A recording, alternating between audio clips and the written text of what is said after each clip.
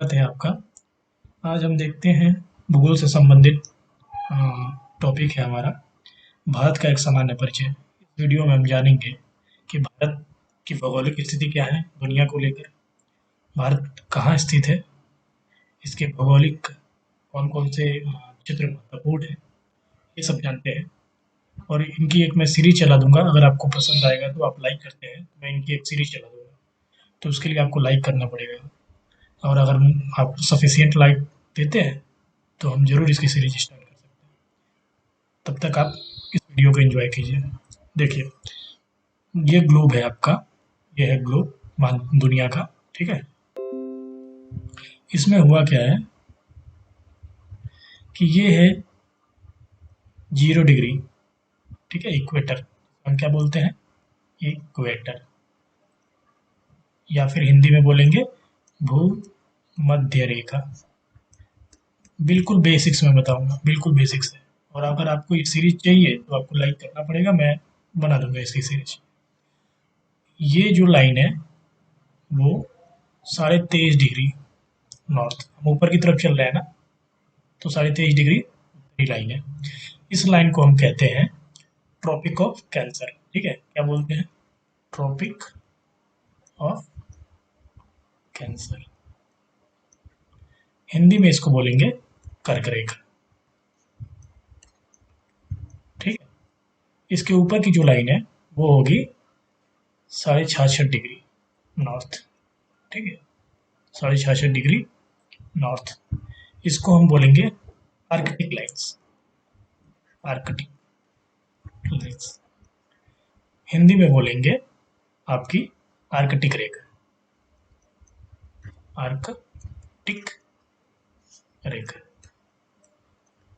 ये इस तरीके से ये उत्तर की तरफ चल रहा है, तो 0 डिग्री था, 23.5 डिग्री नॉर्थ है, ठीक है, और ये 66.5 डिग्री नॉर्थ है।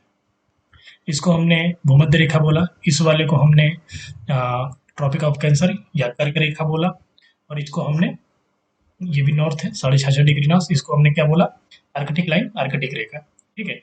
उसी तरीके से नीचे आएंगे, तो नीचे हम आते हैं तो हमको मिलता है 23.5 डिग्री साउथ, ठीक है। इसका भी कुछ नाम है, तो 23.5 डिग्री साउथ को हम कहते हैं, अगर इंग्लिश की बात करें, tropic of Capricorn, Capricorn Hindi में कहते हैं मकर रेखा, ठीक है। फिर उसके बाद जो लाइन है 66.5 डिग्री साउथ, इसको कहते हैं अंटार्कटिका, अंटार्कटिका लाइन, ठीक है, अंटार्कटिका रेखा, अंटार्क अंटार्कटिका लाइन, ठीक है, या अंटार्कटिका रेखा। तो इस तरीके से हम इस ग्लोब के बारे में पढ़ लिए कि 0 डिग्री ये इक्वेटर हो गया था, ये कर्क रेखा, ये आर्कटिक लाइन, आर्कटिक रेखा, ये मकर रेखा, ये अंटार्कटिक रेखा। तो इस प्रकार ये ग्लोब है। यहाँ पे एक जाएंगे सबसे ऊपर और एक सबसे नीचे, ये 90 डिग्री होता है नॉर्थ, और ये होता है 90 डिग्री साउथ। 90 डिग्री को हम उत्तरी ध्रुव, नॉर्थ पोल, और ये 90 डिग्री साउथ को दक्षिणी ध्रुव, ठीक है। इस तरीके से हम जानते हैं। तो ये ग्लोब से संबंधित जितनी भी लाइनें होती है मैंने आपको बता दिया कि ये 0 डिग्री आपका मध्य रेखा, 23.5 डिग्री नॉर्थ में है तो कर्क रेखा, 66.5 डिग्री अगर है नॉर्थ में तो आपका आर्कटिक रेखा, 23.5 डिग्री साउथ में है तो मकर रेखा, और 66.5 डिग्री साउथ में है तो अंटार्कटिक रेखा। इस तरीके से हमने रेखा के बारे में जान लिया कि ये ग्लोब पे कितनी तरीके की ये है। चलिए आगे देखते हैं हमारा क्या है। अगला है हमारा कि भारत, अब भारत कहाँ स्थित है, तो याद रखिएगा भारत जो है ये दक्षिणी, ठीक है, दक्षिणी एशिया का देश है। भारत कहाँ का देश है, दक्षिणी एशिया का। तो अगर आप मुझसे पूछता है कि ये एशिया के किस पार्ट में स्थित है, तो साउथ में है, दक्षिण एशिया का देश है। इसकी अगर आकृति की बात करता है भारत की कि ये आकृति कैसी है, तो आप कहेंगे चतुष्कोणीय है। ठीक है, चतुष्कोणीय आकृति है। इसमें 4 कोने हैं, ये हो गए, ये हो गए, ये हो गए, ये हो गए। ठीक है, चतुष्कोणीय आकृति है। अब देखते हैं कि इसका अक्षांशीय विस्तार कहाँ-कहाँ से है। ठीक है, तो अक्षांशीय विस्तार के बारे में हम जान लेते हैं।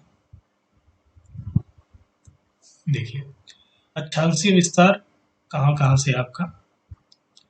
8 डिग्री 4 मिनट नॉर्थ से लेके, जो कि तमिलनाडु पे है, यहाँ से लेके और 37 डिग्री 6 मिनट नॉर्थ, जो कि जम्मू कश्मीर में है, यहाँ तक भारत का अक्षांशीय विस्तार है। ठीक है, ये भारत का अक्षांशीय विस्तार है और ये नॉर्थ में है। जाहिर सी बात है, एक बात काफी आपको बताया था कि ये गोलार्ध है, ये 0 डिग्री है, तो ऊपर की तरफ नॉर्थ होता है, तो हम उत्तरी ध्रुव में है। ठीक है, उत्तरी ध्रुव कह रहा हूँ, उत्तरी गोलार्ध में है। ठीक है, उत्तरी ध्रुव तो यहाँ होगा सबसे लास्ट में, तो हम उत्तरी गोलार्ध में है। ये यहाँ से स्पष्ट हो जाता है नॉर्थ से, क्योंकि नॉर्थ ऊपर की तरफ आता है, 0 डिग्री के ऊपर नॉर्थ और 0 डिग्री के नीचे साउथ। हम नॉर्थ उसमें है, हेमिस्फेयर में है, नॉर्थ उत्तरी गोलार्ध में 8 डिग्री 4 मिनट से लेके 37 डिग्री 6 मिनट तक, और ये उत्तरी गोलार्ध में है। तो हम कहाँ, भारत कहाँ स्थित है, आप ये भी जान लिए, उत्तरी गोलार्ध में। ठीक है, विस्तार भी आपने जान लिया कि ये 8 डिग्री 4 मिनट से लेके 37 डिग्री 6 मिनट नॉर्थ तक ये स्थित है। ठीक है, अब देखिए इसका देशांतरी विस्तार देखते हैं। ये तो अक्षांशीय विस्तार हो गया, देशांतरी विस्तार देखते हैं यहाँ से यहाँ तक। अब देखिए कहाँ से कहाँ तक है। ये 68 डिग्री 7 मिनट ईस्ट से लेके, जो कि गुजरात में पड़ता है, 68 डिग्री 7 मिनट ईस्ट से लेके, और 97 डिग्री 25 मिनट ईस्ट, मतलब 68 डिग्री 7 मिनट पूर्वी से लेके 97 डिग्री 25 मिनट पूर्वी तक स्थित है इसका देशांतरी विस्तार। ठीक है, तो ये जो देशांतरी विस्तार है भारत का, 68 डिग्री 7 मिनट ईस्ट से लेके 97 डिग्री 25 मिनट ईस्ट तक। तो ये अगर ग्लोब को देखिए, ग्लोब को अगर 2 पार्ट करते हैं ऐसे, तो ये नॉर्थ और साउथ आएगा, और जबकि अगर ऐसे हम पार्ट कर देते हैं तो ईस्ट और वेस्ट आएगा। तो आपको देखिए यहाँ पे देशांतर से दिख रहा होगा कि हमारा ये ईस्ट में है, ये ग्रीनविच लाइन है अगर, तो ईस्ट में हम लोग है। यानी कि हम अगर ऐसे भी पूछ देता है कि किस गोलार्ध में है, तो हम कहते हैं कि इसके ऊपर है हम, तो उत्तरी गोलार्ध, और इसके इधर है पूरब की तरफ, तो उत्तरी पूर्वी गोलार्ध में है। ठीक है, ये भी कह सकते हैं कि भारत जो है उत्तरी उत्तरी और पूर्वी गोलार्ध में। ठीक है, वो कैसे पता चला कि ये ग्लोब था, 0 डिग्री था, तो यहाँ से ऊपर की तरफ नॉर्थ में है हम, क्योंकि हमारा ये बताता है नॉर्थ में हमारा अक्षांशीय विस्तार। और अगर ऐसे करते हैं तो ये ग्लोब फिर 2 भागों में बंटता है। जब ऐसे करते थे तो नॉर्थ और साउथ में बंटता था, और जब इस तरीके से बांटा, इस तरीके से, तो ये ईस्ट और वेस्ट में बंटा है। तो हमको मालूम है कि हमारा भारत यहीं कहीं है। ठीक है, ये 23.5 डिग्री लाइन यहाँ से पास करती है, यहीं कहीं है। तो हमारा भारत जो है नॉर्थ में है और ईस्ट में है, तो उत्तरी पूर्वी, उत्तर में है और पूरब में है, उत्तरी पूर्वी गोलार्ध में हमारा भारत स्थित है। अब देखते हैं भारत के बारे में क्या महत्वपूर्ण चीज है कि हमारे भारत से कर्क रेखा गुजरती है। ठीक है, कर्क रेखा, tropic of cancer, tropic of cancer line जो है ये गुजरती है। तो सबसे उपयुक्त सवाल बनेगा आपके एग्जाम के लिए कि ये कौन सी लाइन होती है, कितनी डिग्री होती है, तो आपको याद रखना है 23.5 डिग्री नॉर्थ। अगर 23.5 डिग्री साउथ पूछता है तो वो मकर रेखा हो जाएगी। ठीक है, तो अगर 23.5 डिग्री नॉर्थ पूछ देता है और अगर ये भी सवाल हो सकता है कि कर्क रेखा भारत के किन राज्यों से गुजरती है, या फिर ऐसे भी देता है कि 23.5 डिग्री नॉर्थ लाइन जो है वो भारत के किन राज्यों से गुजरती है। तो आपको याद रखना है ये जो लाइन है ये भारत के 8 राज्यों से गुजरती है। ठीक है, 8 राज्यों से। कभी कभी आपको ऑप्शन में दे देगा और 3 ऐसे राज्य देगा जिनसे गुजरती ही नहीं है, और वो एक ऐसा ऑप्शन दे देगा जो 8 राज्यों में से एक राज्य होगा, तो आपको बताना होगा। तो ये जो लाइनें हैं वो कहाँ से कहाँ गुजरती हैं, तो आपका स्टेट याद रखना है। पहला है गुजरात, ठीक है। दूसरा है आपका राजस्थान, राजस्थान। तीसरा है आपका मध्य प्रदेश, मध्य प्रदेश। चौथा आपका है छत्तीसगढ़, छत्तीसगढ़। पांचवा स्टेट है आपका झारखंड, झारखंड। छठा स्टेट है आपका पश्चिम बंगाल। सातवां स्टेट है आपका त्रिपुरा, और आठवां है मिजोरम। इस तरीके से ये ट्रॉपिक ऑफ कैंसर कर्क रेखा 8 राज्यों से होकर गुजर रही है। ये 8 राज्य हैं आपका गुजरात, राजस्थान, मध्य प्रदेश, छत्तीसगढ़, झारखंड, पश्चिम बंगाल, त्रिपुरा और मिजोरम। ठीक है, आप यहाँ देख भी सकते हैं, ये लाइनें हम आपको दिखा देते हैं। ये जो लाइन दिख रही है ना, ये जो लाइन है आपकी, ये वाली, यही वो लाइन है। तो गुजरात, ठीक है, राजस्थान के भी कुछ हिस्से में जाएगी, फिर मध्य प्रदेश, छत्तीसगढ़, छत्तीसगढ़ के बाद आपका झारखंड कुछ हिस्सा लेगा, झारखंड के बाद पश्चिम बंगाल, त्रिपुरा, मिजोरम। इस तरीके से ये लाइन आगे की तरफ निकल जाएगी। तो आपको सवाल में ये प्रश्न भी हो सकता है, पूछ दे कि भाई कर्क रेखा इसको कहते हैं, तो 23.5 डिग्री नॉर्थ को 8 राज्यों से होकर गुजरती है भारत में। तो राज्यों के नाम गुजरात, राजस्थान, छत्तीसगढ़, मध्य प्रदेश, झारखंड, पश्चिम बंगाल, त्रिपुरा, मिजोरम।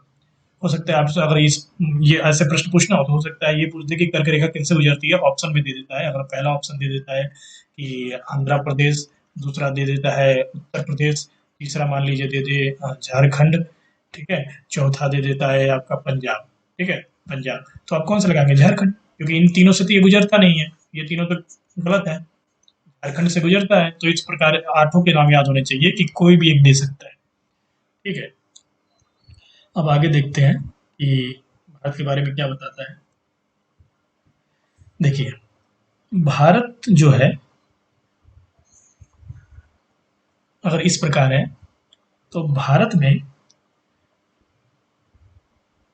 एक लाइन गुजरती है, ये है आपकी 0 डिग्री, आपकी देशांतर 0 डिग्री। ये 0 डिग्री जो है अक्षांश है, अक्षांशीय रेखा है, जो इसको भूमध्य रेखा कहते हैं। कंफ्यूज ना होइएगा 0 डिग्री देशांतर और 0 डिग्री अक्षांश रेखा में। ये देशांतर रेखा है, ये अक्षांश रेखा है। तो एक लाइन गुजरती है भारत से लगभग लगभग 82.5 डिग्री ईस्ट के नाम से, क्योंकि यहाँ से ये ईस्ट की तरफ है। अगर ग्लोब को यहाँ से 2 भागों में डिवाइड करेंगे तो ये ईस्ट हो जाएगा, ये वेस्ट हो जाएगा। तो हम ईस्ट की तरफ, भारत है हमारा यहीं कहीं, तो हम ईस्ट में वो लाइन गुजरती है भारत से, तो 82.5 डिग्री। इसके बारे में हम जान लेते हैं ये लाइन कैसी है। तो ये पूर्वी देशांतर वाली लाइन है, क्योंकि दिख रहा है ईस्ट है। ये लगभग लगभग इलाहाबाद, ठीक है, इलाहाबाद जिसका प्रयागराज, सॉरी प्रयागराज, प्रयागराज का एक जगह है नैनी, वहां से गुजरती है ये लाइन 82.5 डिग्री ईस्ट। नैनी से ये गुजरती है। नैनी से ये गुजरती है, तो ये लाइन क्या बताती है? ये लाइन बताती है मानक समय हिंदुस्तान का, जो भारत है उसका मानक समय। तो ये मानक हिंदुस्तान के लिए मानक समय की लाइन है वो, ठीक है, जो कि ये 0 डिग्री जो ग्रीन विच लाइन है इसके ईस्ट में है। कितनी ईस्ट में है? 82.5 डिग्री ईस्ट में है, और ये हिंदुस्तान का मानक समय वाली लाइन है। इसको मानक समय रेखा भी कह सकते हैं हिंदुस्तान के लिए। और ये प्रयागराज के नैनी नामक जगह से ये गुजरती है, ठीक है।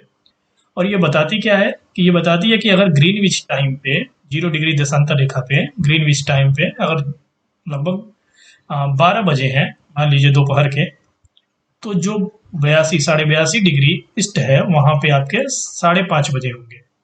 इसका मतलब साफ साफ आप देख रहे हैं कि वहां तो 12 बजा है इसी समय, और इसी समय यहाँ 5:30 बजा है। मतलब अगर हम 82.5 डिग्री 0 डिग्री से 0 डिग्री से यहाँ से 82.5 इस लाइन से 82.5 इधर आते हैं ईस्ट की तरफ, तो 5.5 घंटे का गेन मिलता है।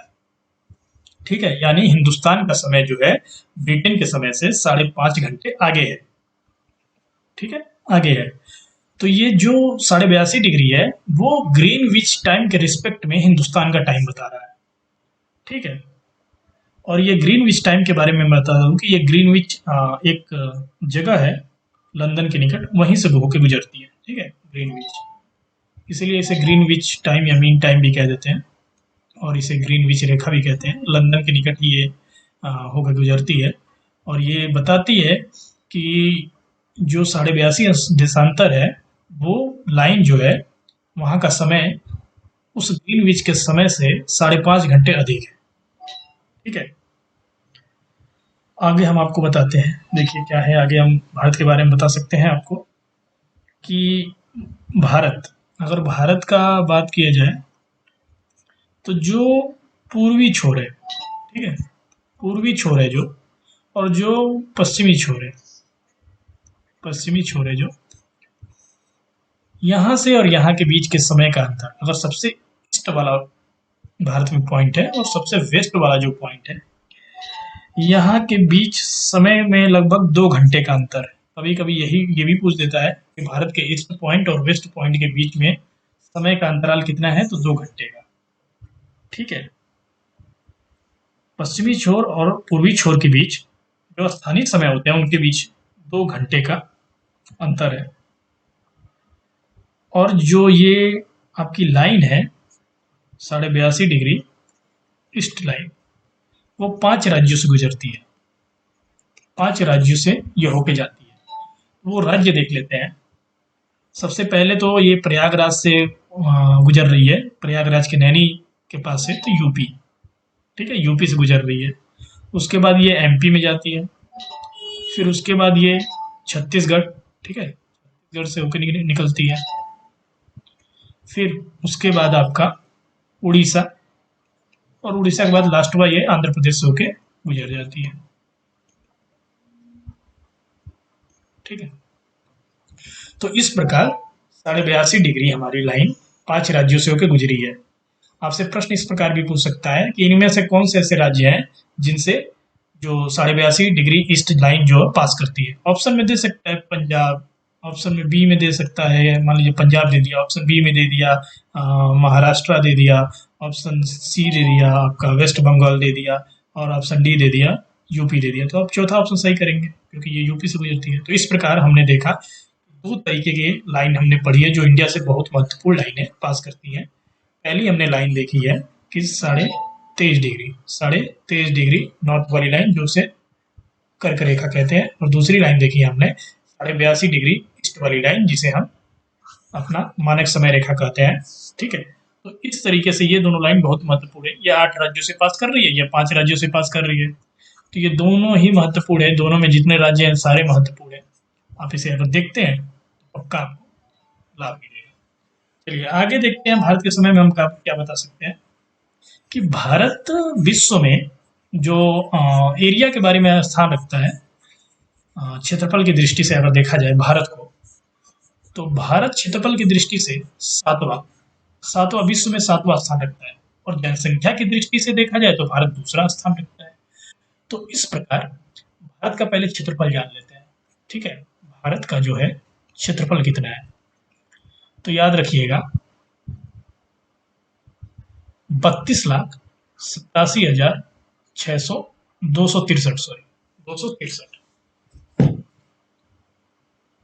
इस प्रकार 32,87,263 वर्ग किलोमीटर है, स्क्वायर किलोमीटर है। ठीक है, वर्ग किलोमीटर है ये भारत का क्षेत्रफल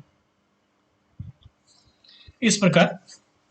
और ये क्षेत्रफल की दृष्टि से देखा जाए तो भारत जो विश्व में 7वां स्थान रखता है, 7वां स्थान रखता है। तो आपके ये तो आपने जान गए कि भारत विश्व में 7वां है।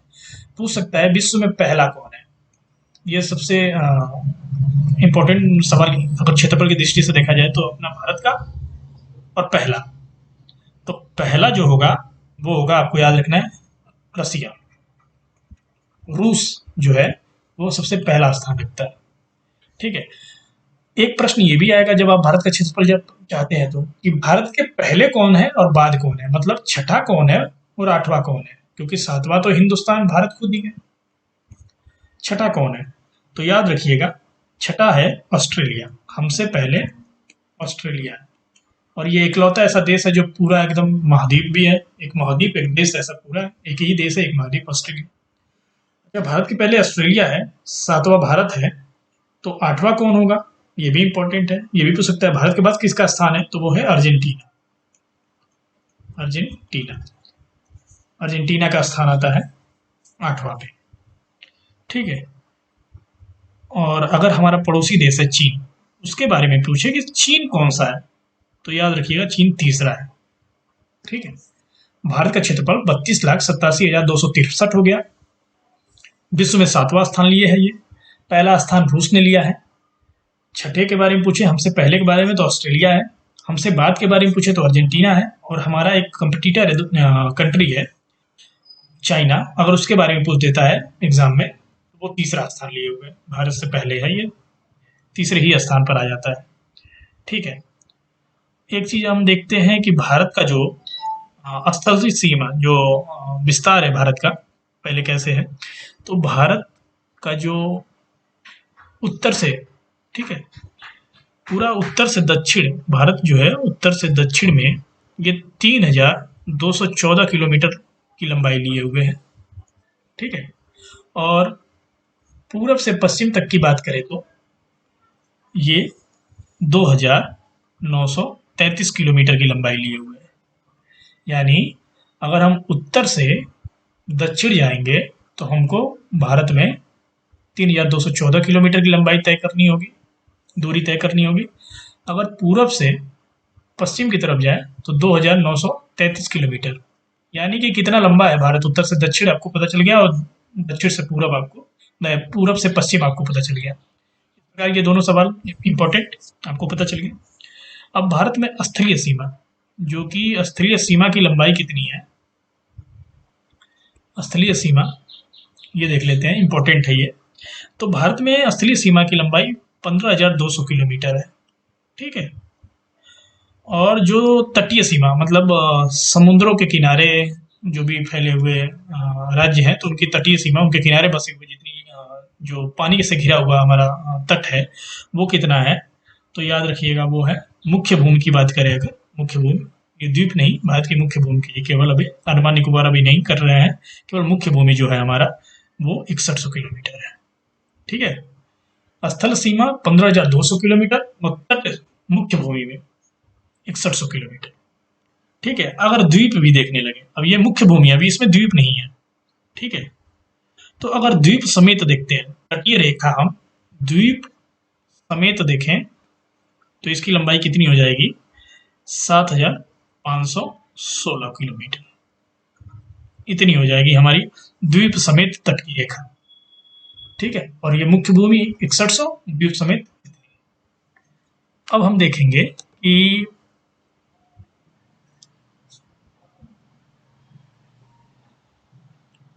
भारत में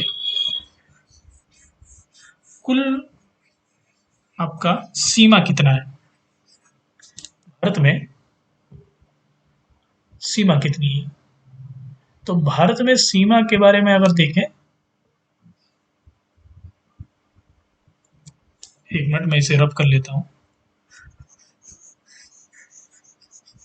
कुल सीमा मतलब कि आपकी स्थलीय और तटीय, तटीय वाला जो है वो द्वीप समेत करना है आपको, ये नहीं कि मुख्य भूमि। तो इस प्रकार देखिए, चलिए देख लेते हैं।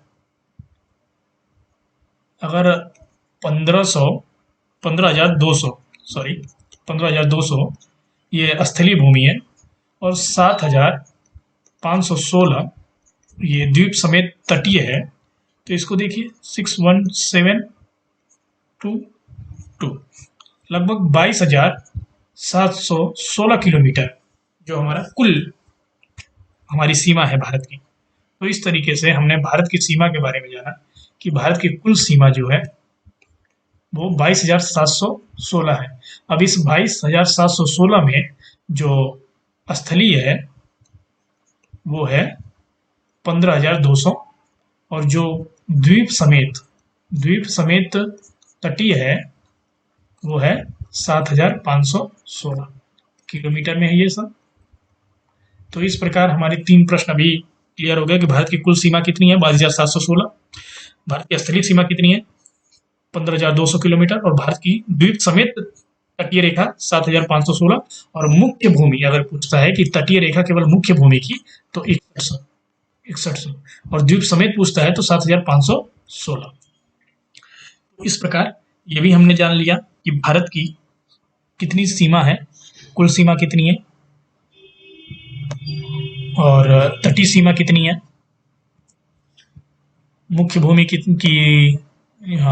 तटीय कितना है, द्वीपों की कितना है। तो इस प्रकार हमने ये जान लिया। अब हम जानते हैं कुछ पॉइंट भारत के जो बिंदु हैं जिन्हें बिंदु कहते हैं। तो भारत के बिंदु कौन कौन कहाँ कहाँ है, क्या नाम है, एग्जाम में बहुत ज़्यादा पूछे जाते हैं, वनडे एग्जाम में तो खासकर पूछे जाते हैं। तो देख लेते हैं हम इनके बारे में।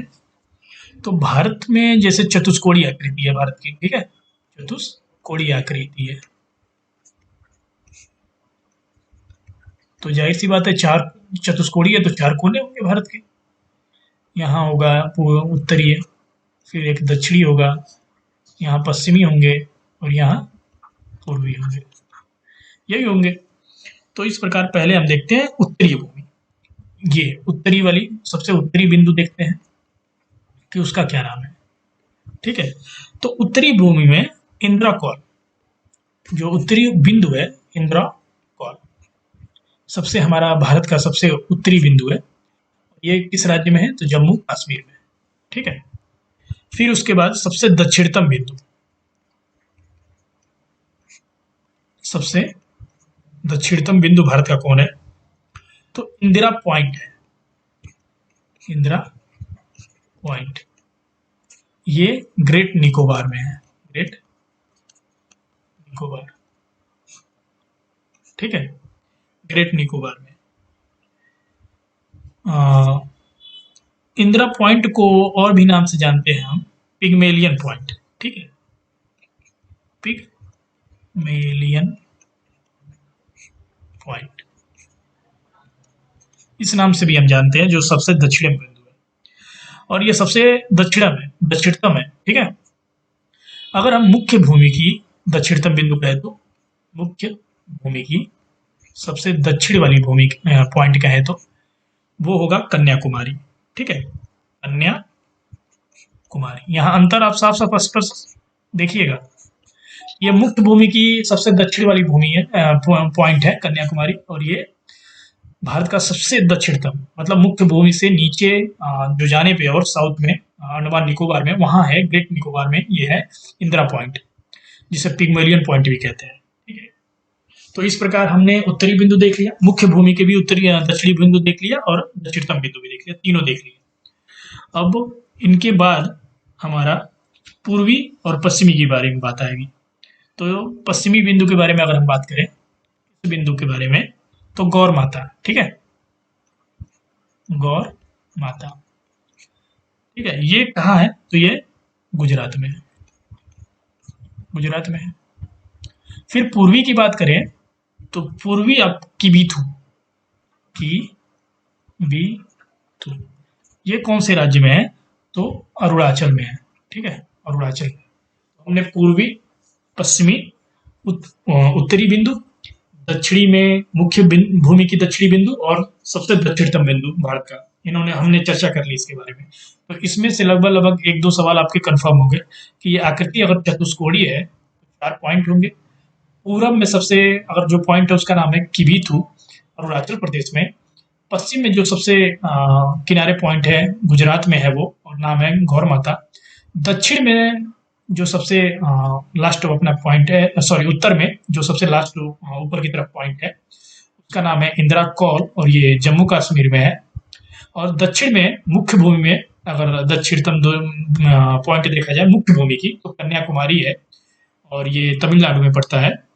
और अगर सबसे दक्षिणतम देखा जाए तो ग्रेट निकोबार में, यहाँ जो अंडमान निकोबार है तो ग्रेट निकोबार है सबसे लास्ट वाला। तो इस ग्रेट निकोबार द्वीप पर सबसे लास्ट की जो पॉइंट है वो है इंदिरा पॉइंट, जिसे पिग्मेलियन पॉइंट भी कहते हैं।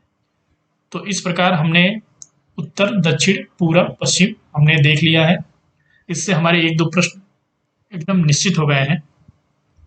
तो पहले इसके बाद हम देख लेते हैं कि हमारा और क्या क्या इम्पोर्टेंट है। तो अभी हम यहीं पे टॉपिक को भी रोकते हैं। आज के इस वीडियो में इतना ही, बहुत ज़्यादा ड्यूरेशन हो गया है।